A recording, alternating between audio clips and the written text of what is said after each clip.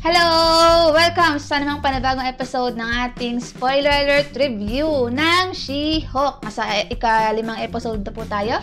Pero bago po ang lahat, huwag niyo po kalimutang i-share po ang ating video at i-like ka aming Facebook page at Instagram, facebook.com/fpsmedia.ph at instagram.com/fpsmedia.ph.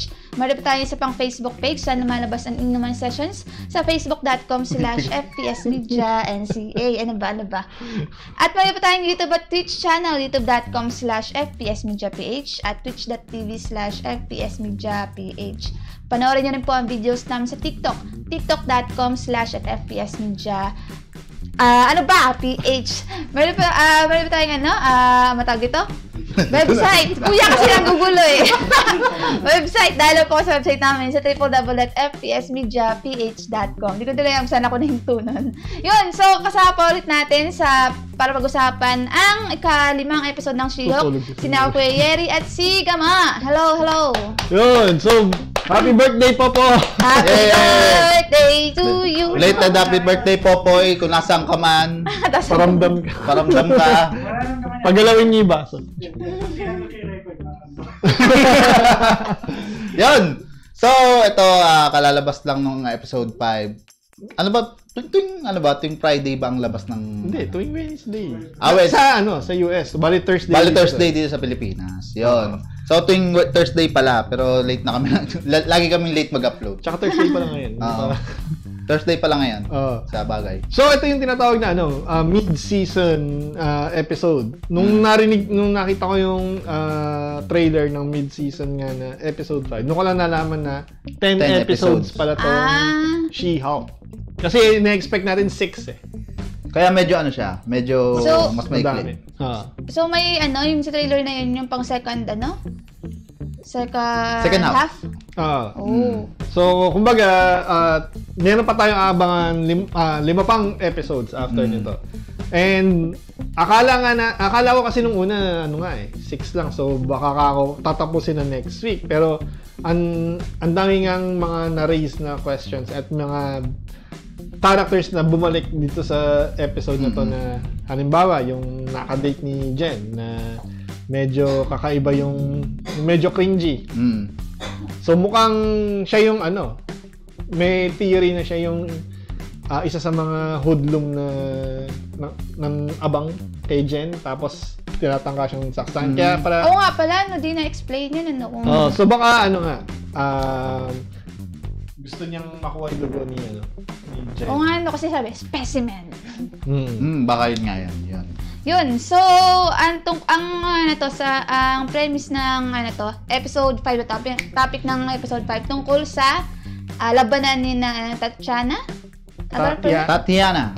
versus Titania. Titan ba? Titania. Kasi yung Tatiana, yun yung talagang pangalan ng artista na gumaganap na She-Hulk. Kaya ako rin naguluhan ako kasi parang nagkamali ba ako, ilang episode ko na siyang tinatawag na Tatiana, yung pala Titania.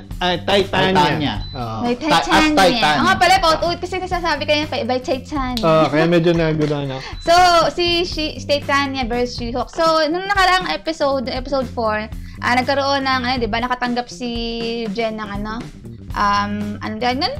letter na kinakasuhan siya ni dahil sa paggamit ng pangalang She-Hulk. Yes. Na trademark ni Titania. Yun. Tapos yun, doon na natin nalaman na meron pa lang nirelease si Titania ng mga beauty products gamit ang She-Hulk na pangalan. Ginamit niya ang kasikatan ni She-Hulk. Parang yung mga mga celebrity influencers ngayon, di ba, nagkakaroon sila ng sariling makeup line, mga ganyan. So, and maraming sumikat din yung product ni Titania. Unya. Kasi nga di ba sikat na siya na na influencer slash may super power siya eh. Oo. Pero dito di masyadong ginamit. So tingin ko dahil mayroon pang 5 episodes, makikita pa natin siya sa mga susunod na episodes. Kasi si Titania, yun talaga yung rival ni She-Hulk. Ni She-Hulk. Pero sa comics si Titania ay talaga parang artista-like ganun. O hindi. Ano lang siya, ordinary lang siya. Yung rivalry na hindi naman villain na siyang dating? Hindi, villain siya. Villain talaga siya. So dito parang dito pinakita parang lang siya. Parang chill lang na sikat na hindi ganun kalakas. Hindi ganun ka-threatening. Medyo ganun nga. Okay, so pero sige, tuloy mo na. Okay, ano ba 'yung sabihin? May spoil na 'yung mga susunod. Okay. Yeah. So yung nito nung natanggap na nga niya ni Jen, yung yung tawag doon? Court order? Court order. Para magharap sila. Ano ba yung unang nangyari nun? Muna? Hinarap muna si Jen ng boss ba 'yon? O muna sila? Nagharap muna sa Hindi, yun nga, sinabi niya dun sa boss niya na parang may problema dun sa She-Hulk trademark. And ina-explain niya na hindi niya nakuha yung trademark nun. Kaya may gumagamit na iba. Syempre, di ba, identified siya as lawyer ng superhero. Ang dinadahilan niya rin, kasi nga daw sila, pangalan Doctor Strange, sila Thor, di naman daw nagpa-trademark ng pangalan nila. Pero kasi, yun yung talagang tunay nilang pangalan. Nahatameme doon si Jen eh. Ang pinupundo rin kasi ng boss niya, nakikita kasi sa billboard yung She-Hulk, siya yung yung pangalang She-Hulk at face ni She-Hulk, ang face ng law firm ng, yung sa department nila. Superhuman department. And kumbaga dito ang dami rin nating natutunan kasi paano pala gumagana yung mga trademarks. Diba?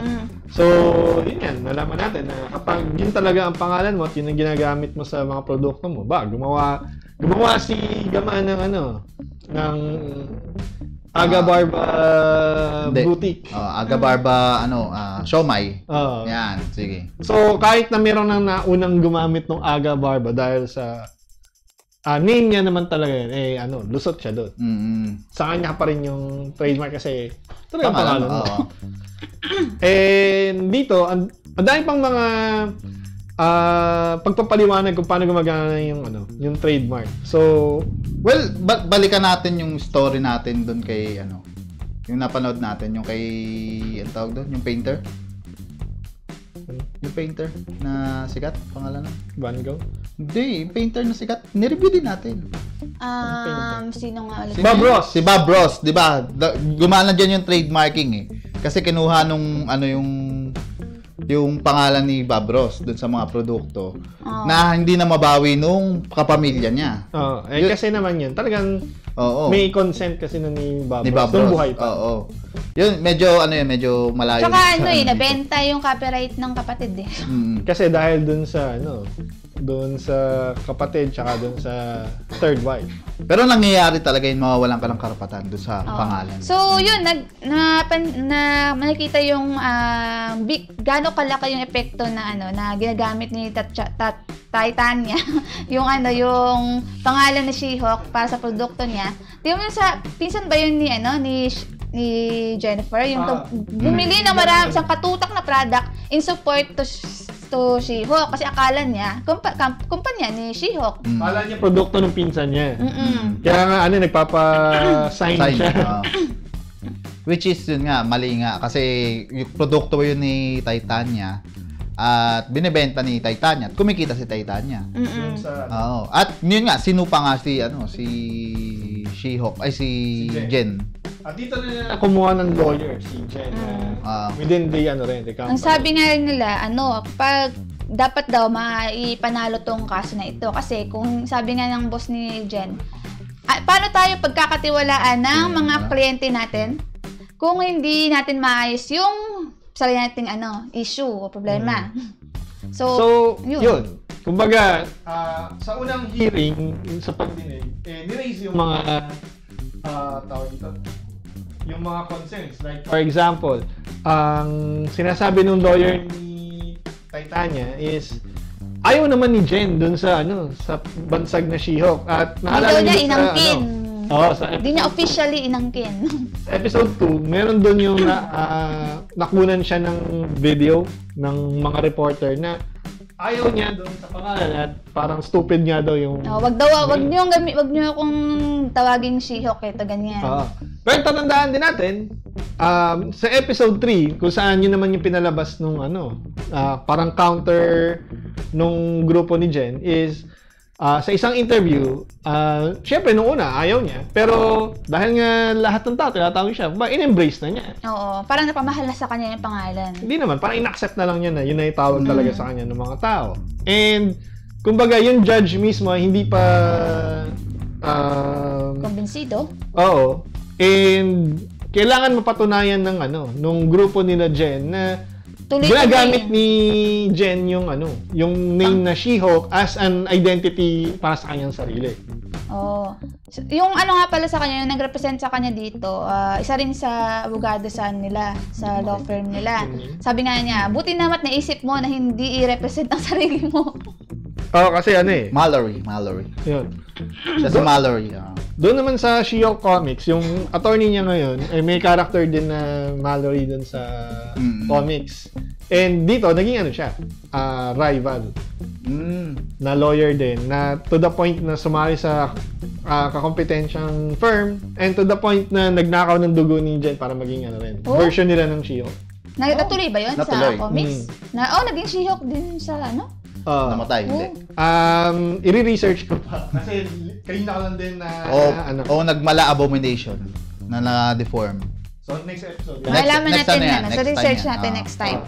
Kasi ang daming characters na biglang pumapasok na hindi naman ganun din kadami o lalim yung inabot. Kasi ibang bagong storyline na ginagawa sa She-Hulk ay yung mga bagong reimagining, hindi yung mga lumang-luma. Well, yung dugo kasi ni She-Hulk ay sabi mo 1 in a million ba yung Dito sa MCU. So hindi siya ganun ka-rare kasi kung merong 10 billion tao sa mundo, marami pa rin yung pwedeng million pa rin. And itong si Tatiana sa comics, Titania. Sorry. Ay produkto din ng dugo ni She-Hulk doon sa comics. Na si Dr. Doom naman yung may sala. Para makagawa ng version niya ni Jen na kayang kontrolin. Pero dito may power na siya, di ba? Sa Titania. Dito naman parang yung sa comics na as mutant is siya. Mutant na talaga siya. Parang tingin ko talagang ginagawa nitong show na to is ini-introduce yung mutants unti-unti nang wala nang kailangang reasoning kasi di ba nangyayari sa Miss Marvel. So kumbaga na bigla na lang dumadami yung mga tao may powers. Ano ba tong si Titania? Lumalaki siya? Malakas lang siya. Parang parang super strength. Sa episode 1, yung episode 1 bigla na lang siyang bumaldog doon sa ayaw nga pala. Court. Bigla siya sumugod, 'di ba? Na nadurog niya yung nga pala. So, yun, dahil nga sabi ng judge, hindi pa siya, kailangan, kasi ang sa kalaban, meron silang pinduce na isang video, isang example ng pagtanggi ni Jen sa Actually, tapos na tayo dyan dahil in-explain na natin na nakita din sila Jen na... yun na. Dahil puro isa-isang example lang yun. Gusto pa ng judge na mag-provide sila ng proof na tuloy-tuloy yung na ginagamit yung She-Hulk. Ngayon, naisipan nila Jen na naalala bigla yung yung dating app. Saan bang part yan naalala? Teka lang. Ano kang tumatalon? Hina-hina na. Kasi may nakakalimutan pa tayong isang crucial na part ng series. Which is, in-introduce dito yung costume. O nga pala yung costume. Kaya kita kanina pa pinipigilan sa inyo. Okay, go. Yun. Isang issue dun ng lawyer ni Jen, si Mallory nga, is yung costume niya. Yung damit niya, hindi siya well-dressed. Para daw siyang football player na nagpiplead sa DUI, parang ganun. So, yung isa niyang kaibigan, si Nikki, na kapart din ng firm. Siya yung kumbaga ay inatasan na i-upgrade yung damit. Or fashion. Karoon ng costume. And dito naman ulit binalik yung isa nilang kasamahan. Na nangongolekta ng mga ng Iron Man 3. So merong dito sa universe na to merong mga produkto, merch. May merch ang Avengers. Mga illegal merch. At merong mga bootleg. Oo. Avengers. Ang daming bootleg. Avengers. Tsaka si Avengers. Yeah. So dito tinlockdown nila yung isang shop na nagtitinda ng mga bootleg. And gusto nilang magpagawa ng na costume para kay Jen. So again, do sa pinag-uusapan natin, mukhang dito nga sa MCU meron ng mga may mga superhuman and superpowers na nagpapagawa na ng costume kasi meron ng tindahan or meron ng specific na underground organization na gumagawa ng costume. Parang sa yung sa The Incredibles. Yung pangalan nun. Basta yun na yun. Si yung babaeng maliit. Babae ba yun? Babae, di ba? Si Edna. Na may malaking salamin. Na fashion designer din na Ito, ang fashion designer ay parang parang bata pa yung And kumbaga, meron na siyang mga prototypes nakita natin. Yes, Actually, mukhang madami nga doong Easter egg na nalagpasan lang natin. Hindi natin na masyadong Sigurado yun kasi tinititigan ko maigi. Parang naghahanap ako ng Easter egg pero hindi pa natin ngayon. Kasi ang bilis. Oo. And ang daming moving parts. Oo. Pero yun nga, sa dulo may Easter egg din na pinita. Mamaya natin. Mamaya na yan. So, tuloy mo na sa inyo yung part mo. So, yun, sa nung habang busy yung kaibigan ni Jen na mag-asikaso sa costume, yung yung pangalan ito? Yung sa kaso, laban kay Titania, naalala ni Jen, tsaka nung abogada niya, na may ginamit niya officially yung pangalang She-Hulk at yun ay sa dating app. Kasi nga dati sa dating app, 'di ba, yung wala siya makuhang ka-match pag pangalan na Jennifer ang pangalan apelyido niya. Lawrence ang ginamit niya tsaka mukha niya. Walters. Jennifer Walters. Jennifer Walters. So wala siya mahanap na ka-match. So ang ginawa niya, ginamit niya mukha na She-Hulk, pangalang She-Hulk. Basta gumawa siyang profile na She-Hulk dun sa dating app.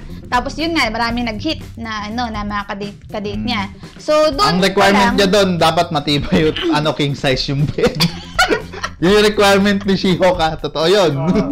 So kumbaga, meron siyang mga nakading, di ba? No, last episode yung mga tao na kasi ang problema, alam niya, medyo nakakahiya at medyo humiliating ang dating kung pinaupo niya sa witness, ba tawag doon? Witness stand. Witness stand yung yung mga taong yun. And in a way, nandoon nga yung isang yung sinasabi natin medyo creepy. Na yun pala ay isa sa mga client ng law firm nila. And isa sa mga bigger clients. And after nitong episode na to, later on sa mga forums, meron tayong nakita na ang theory, di ba, second episode meron umatake sa kanyang grupo ng mga lalaki. Pero isa lang daw yung nakamas. Nakabonet. And hindi siya nasaksak nung hindi na-penetrate yung skin niya. And doon sa episode 4, doon sa dating scenario, ito yung tao, baka didikit ng mga mag-theorize na iisa sila. And kasi di ba yung mga tanong niya, mapipierce ka ba ng vibranium? So kumbaga parang siya yung pinapalabas na lumalabas pala na yung gumagawa na. And malamang sa malamang dahil ang lawyer niya ay yung lawyer din ni She-Hulk. And alam naman natin sa comics, sabi ko nga kanina, sumakabilang bakod to sa mga sa mga kalaban. And dahil din kay She-Hulk. So malamang sa malamang, yan din yung yung maging kung talagang ito nga yung tao na magiging kalaban. Kasi kung mapapansin natin, nasa kalagitnaan na tayo. Pero wala pang talagang central... Wala pang main villain? Oo. Maliban lang doon sa rivalry nila ni Titania, yes. So yun, bumalik na ulit sila sa korte at pinatawag na yung mga witness niya at medyo humility nga yung mga yung mga statement nila, although pinatunayan nila na ginagamit ni She-Hulk yung pangalan niya. Yes, and in-emphasize pa na kung hindi ba siya na-identify as She-Hulk, may makikipag-date daw pa sila kay Jennifer Walters. Hindi nga daw. At kasama din yung White Night Stand. One night stand. Obvious naman na dahil nung after nung kinabukasan ulang niya lumayas nung nakita yung real face ni Jen.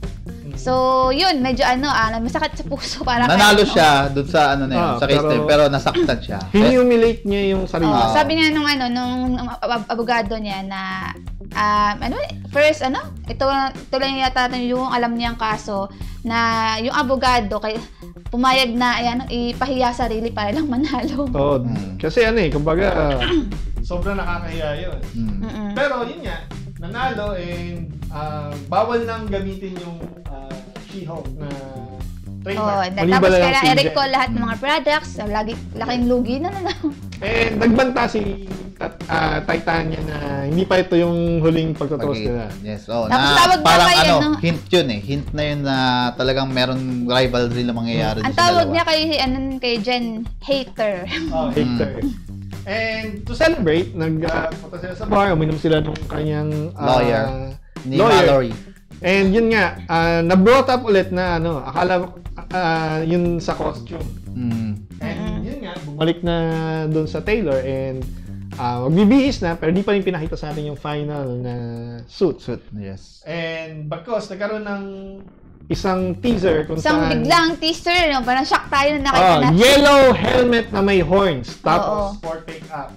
And alam naman natin kung sino yun. Sabi pa na wala kayong sa mga nagtataka na kung bakit golden yung na yun. Sa nagmula yung golden na yun kasi yung unang costume na ginamit ni Daredevil doon sa unang run niya dun sa comics. So, ang possible reboot ang mangyayari. Ang sabi ng Marvel, all those existing na siya. Hindi. Existing na siya dahil lumabas na siya sa Spider-Man. Yung character na Daredevil na same artist din yung gaganap sa Netflix series ay ibang story. And okay lang naman kasi bukas na yung multiverse. Alam naman natin na nag-e-exist naman siya. So, kasi maganda kasi yung Netflix version nito yung 3 season.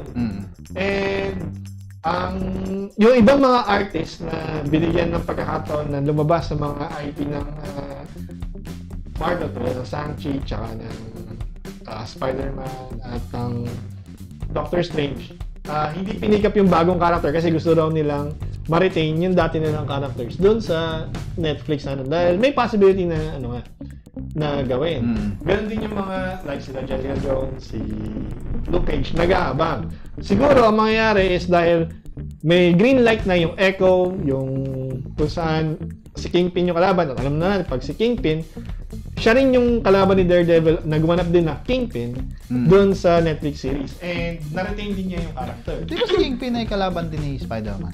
Yes, pero main siya ni Daredevil talaga. Kasi storyline. Yung sila Kingpin ang nagpapatay doon sa tatay niya. Okay. Doon sa comics. So, lagi naman kasi sila nagko-crossover dahil nasa New York lang sila. Fantastic Four, Spider-Man, Daredevil, and marami pang mga New Yorkers. For example, si Kamala Khan, yung Miss Marvel na bago ngayon, nasa New York din. Bukod sa yung bagong Avengers, yan, nasa New York din yung base.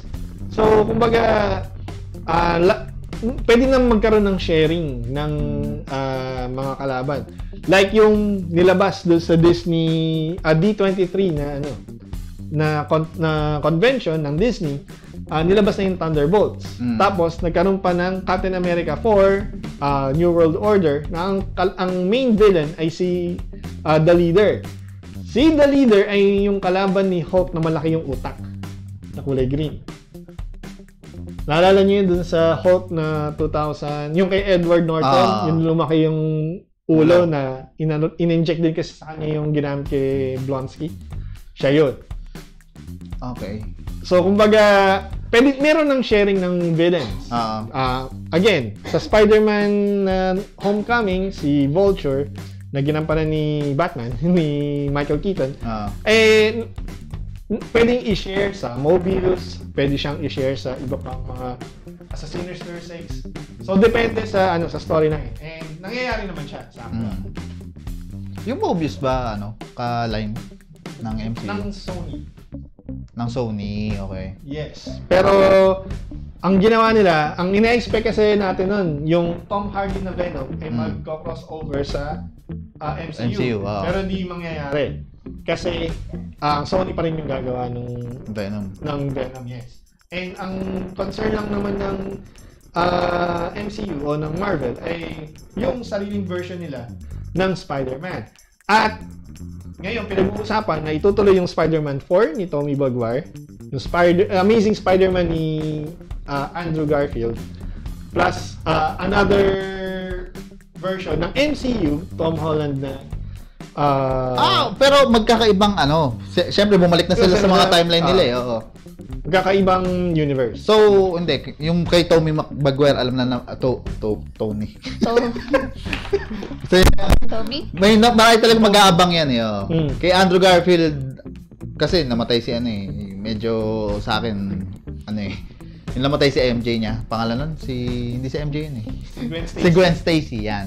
Nung namatay si Gwen niya, yun, wala. Kasi nga, rin, kinaklamor din ng, ng mga fans. And, remember, ang nasa,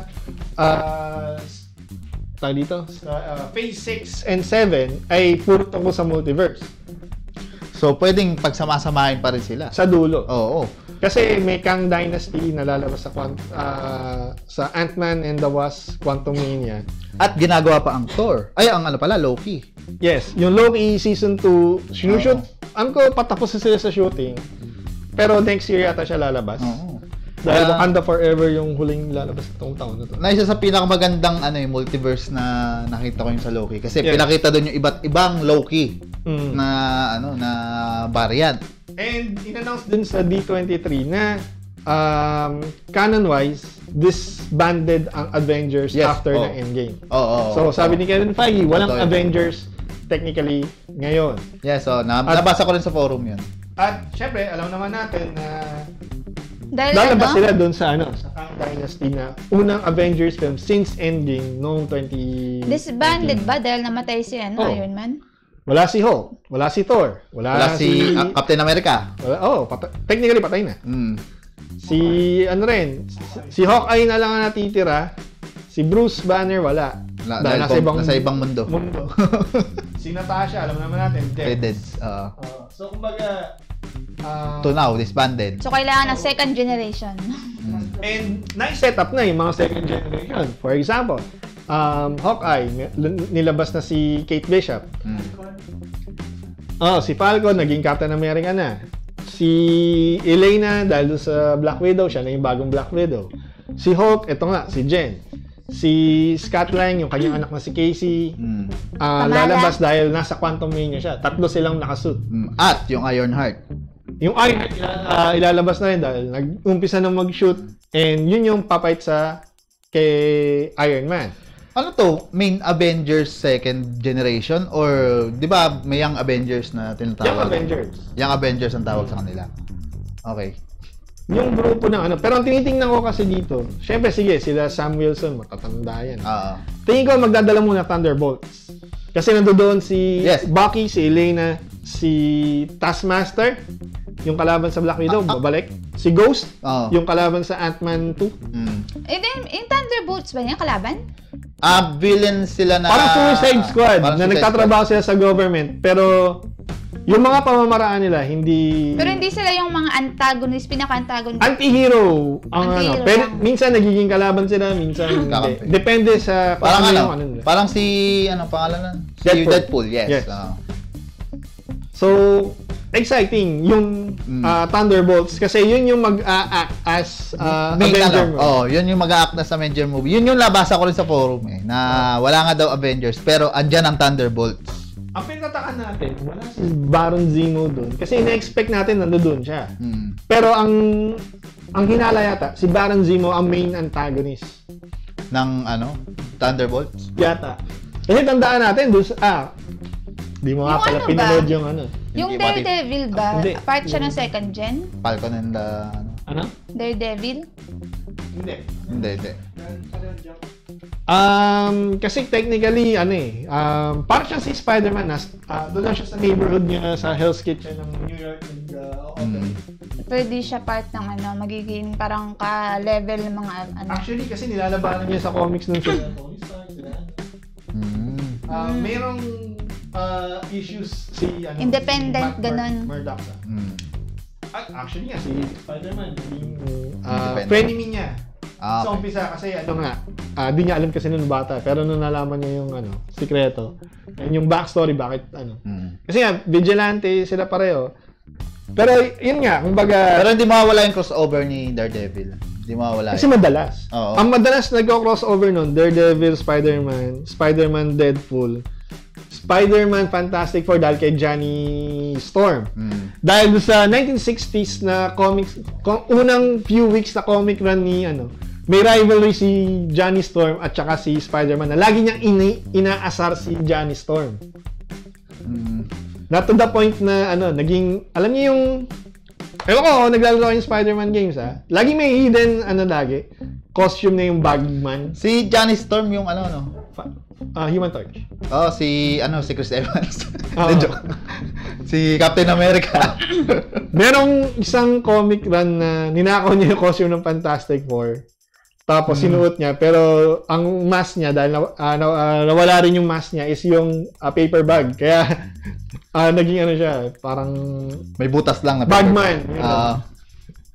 So, madalas din sila magkarera, madalas din sila mag-asaran ni Johnny Storm. Kasi pareho silang teenager dun sa original na comics. Teka, itong Fantastic Four na lalabas sa MCU, sa tingin mo to? Sa pa siya? After ng Phase 4. Phase 5. Hindi. Kasi, di ba, ang hint ng Fantastic Four ay sa, sa Earth, sa Earth, yan? Tawag dun? Sa, yung pangalan ng universe. Di ba, may mga pangalan yun ni Earth 361, mga ganun. And dito parang rin sila, baga existing na. Existing na dito sa universe nila. Ng MCU. MCU, oo. Hintayin natin, ewan natin. Kasi ang pinakitang character doon, di ba, si Lizinski. Si Lizinski. Hindi pa natin sure. Kung siya gagamitin.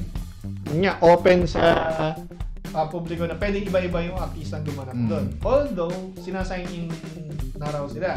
Kasama si Henry Cavill. Ang tanong is kung si Henry Cavill daw ba ay gaganap na Dr. Doom.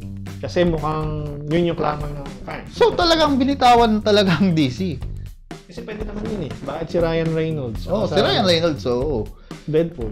Pero si Henry, latest lang Hindi lang si Henry, ang daming mga artistang nagka-clamor ng naglalabi na magkaroon ng part sa MCU roles. Kahit yung mga A-listers, meron. Meron siyempre iba, mga tumanggi. Pero ang problema kasi sa DC Universe ngayon, wasak na yung DCEU. Wala na. Mukhang matitira na lang talaga yung Aquaman na nakahang pa sa bias dahil kay Amber Heard. Oo nga. Di alam kung papalitan siya ng todo, pero sabi kasi nung sabi daw, i-edit daw expensive kasi mag-shoot ulit. Oo nga, i-edit lang daw babawasan yung scenes or something. Oo, babawasan siya. Paano na si Gal Gadot? Malating kaya siya. Ano ba siya? Kalabi interest ba siya? Siya lang pinaka ko dyan. Kalabi interest ba siya? Sino? Yung si Amber doon sa kwento. Yung si Mira, yung love interest. So, wala nang romance. Tanggalin na lang. Wala naman din silang chemistry, okay lang. Tatanggalin na yung romance plot. Nanghihinayang ako kay Gal Gadot pag Kasi maganda siyang Wonder Woman. Maganda siyang Wonder Woman. Well, tumatanda na rin. Maganda sana rin yung Ben Affleck na Batman. Maganda sana yung Flashpoint kasi babalik si Michael Keaton as Batman. Pero as yung father ni Bruce Wayne. Kasi doon sa Flashpoint, si Bruce Wayne yung namatay. Si Thomas Wayne, yung tatay niya na naging Batman. Nakakalito rin yung sanang Sayang yun. aling Kasi- part yung mga DC characters. Well, sayang talaga ang Ang dami DC. nilang, Oo. ang DC, ang dami pinatay na IP, like yung Batgirl. Ang dami nilang na-shoot doon. At yun yung return film ni Brendan Fraser as Firefly. Kalaban siya doon. So, ang nakakapanghinayang talaga, unless, ang sabi kasi ng DC, i-reboot nila yun as Oo. fresh. Ang hirap simulan yan. Una, saturated na yung mga tao. Oo. Andiyan nakalinya na lahat ng MCU. Tapos sa phase, di ba? Yung mas nire-reveal nila, phase 6 Phase na ata. Biro mo na Phase 5. 12 years na nakakaraan. So, hindi lang pala. 14 years na. So, medyo huli na talaga dun sa Maraming naglaylo simula nung natapos yung phase 3. Phase 3 ba? Phase 4 pala. Phase 4, di ba? Phase 5 na raw ngayon eh. Ngayon ang phase. Yung phase 4, yung sa endgame nga, maraming naglaylo kasi nga nawala na si Tony, nawala yung mga main halos. Si Thor na lang natira sa main. Siguro kung di namatay si Chadwick Boseman as Black Panther. Kaya pa. Ang dami na ngayon nagsasabing yung mga nilalabas ngayon ay basura, mga ganyan. Oo. Ang problem is, hindi nila naiintindihan na bawat IP na nilabas ng Marvel ay may kanya-kanya identity. Yes, Bawa, yung Iron Man ay parang redemption arc. Yung kay pangalan nito. Kay Captain America ay parang man lost in time. Si Thor ay rin, tawag dito. Parang growing up story siya kasi dahil from di ka worthy to To being worthy. So, siya? Winter Soldier. Tungkol siya sa sa spy film. Yun bang napanood dating trailer isang araw, yung kay The Rock, ano ba yun, DC? DC yun. DC yun. Black Adam. Mawawala na rin yun sa linya kung magre-reboot sila. Si Black Baka yun na Adam. yung last.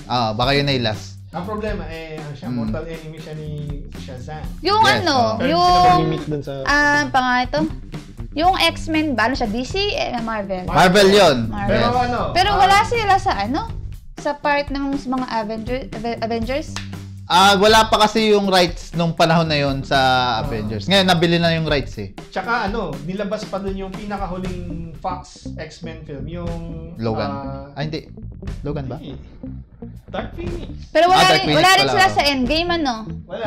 Ang para i-introduce siya, inuunti-unti kasi fresh pa sa memory ng tao yung si Wolverine, na parang hindi pa ma-accept ng tao na ito yung Iba yung gaganap kasi si Wolverine ay parang si Robert Downey.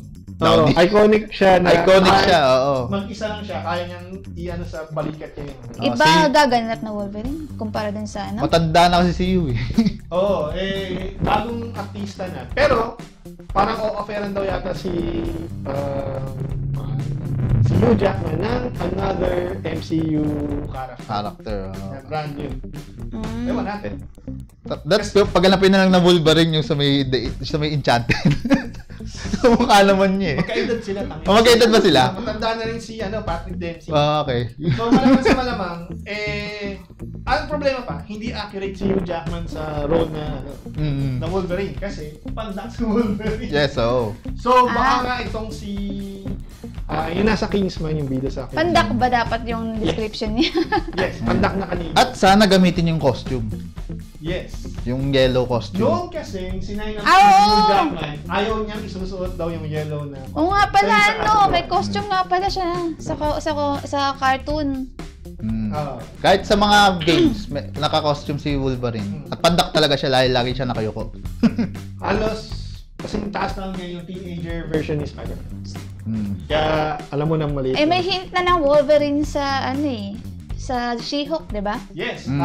Inuunti-unti na. So, kumbaga, ang purpose talaga ng She-Hulk ay pagsama-samahin yung mga magkakalayo IPs. At yun yung sa tingin ko hindi naiintindihan ng marami dahil nagko-concentrate sila dun sa twerking, nagko-concentrate sila sa bad CGI. Nga pala. Di ba yung sa article sa bar na may gulo ba nun sa bar? Anong timeline dapat yun sa X-Men na si Wolverine, di pa? Alam ako. Kasi kahit naman doon sa X-Men nasa matagal ng panahon yung experimentation sa kanya. At actually, hinahanap nga niya yung memories. At di ba gagamitin daw dito ay vibranium? Dun sa bakal niya. Hindi na adamantium. Ay, mas mainam kasi iba kasi yung vibranium nag-accept ng force yun. Force. Ang adamantium hindi, alloy siya na pag malamig, pag mainit ay liquid form, pero once na tumigas, hindi na siya, indestructible na siya. So, rin kasi, parang pero kasama na talaga sa comics yun, yung dalawang bakal na yun. Dalawang pinaka strongest indestructible na bakal. Okay, so yun yung ibang mga theory natin, mga abang natin pag-usapan natin sa ibang napahaba na yung review natin. Oo, sobrang dami na nang kinakonect nitong She-Hulk na hindi nila nakikita. Eternals, kinonect na niya. Dahil doon sa mga news article, si Wolverine, hinint na. Dito, si Daredevil. So, may alaman natin. So, yun ang ating review para sa ika-5 episode ng She-Hulk. Abangan niyo po yung review natin para sa ika-6 na episode next week. Yun. So, yun. Abangan nyo rin yung mga extra reviews namin. Yung tulad dito, humahaba kasi marami talagang theories na lumalabas, maraming forums. Kaya medyo humahaba yung mga usapan natin. So, ayun, bago ang lahat, syempre, huwag nyo kalimutang i-like and share ang aming mga videos at i-like ang aming Facebook page, facebook.com/fpsmedia.ph at instagram.com/fpsmedia.ph. Meron din kaming isa pang Facebook, facebook.com/fpsmedianca. Meron din kaming YouTube, Twitch at TikTok.